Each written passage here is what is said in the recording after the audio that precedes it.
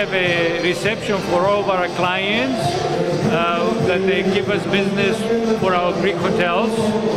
We have 12 hotels present here from all the star hotels in Greece.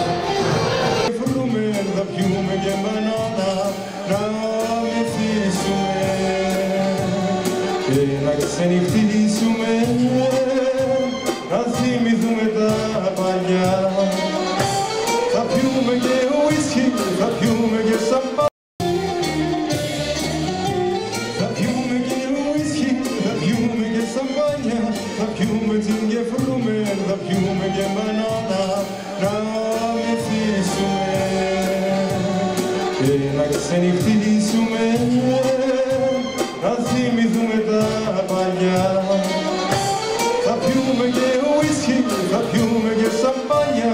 Θα πιούμε τζιν και φρούμε, θα πιούμε και μπανάνα. Να μεθύσουμε και να ξενυχτήσουμε, να θυμηθούμε τα παλιά.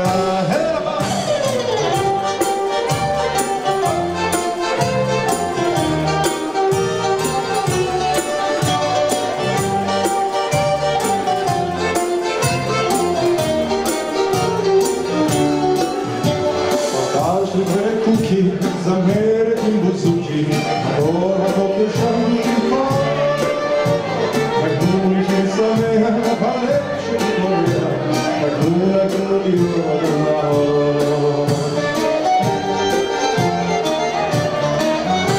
da piume che whisky, da piume che sambagna, da piume zinge frume, da piume che banana, da me fisume. Να ξενυχτήσουμε, να θυμηθούμε τα παλιά. Θα πιούμε και ουίσκι, θα πιούμε και σαμπάνια. Θα πιούμε τζιν και φρούμε, θα πιούμε και μπανάνα. Να μεθύσουμε και να Greece. Some of our hotels are managed, some of them are franchise, as I said, and most of them are luxury collection products. Except for the Westin and the Sheraton in certain locations. We start with Athens. We have the Hotel Grand Britannia, which is the most historic hotel and city resort, I should say. This is some of our rooms. This is our rooftop.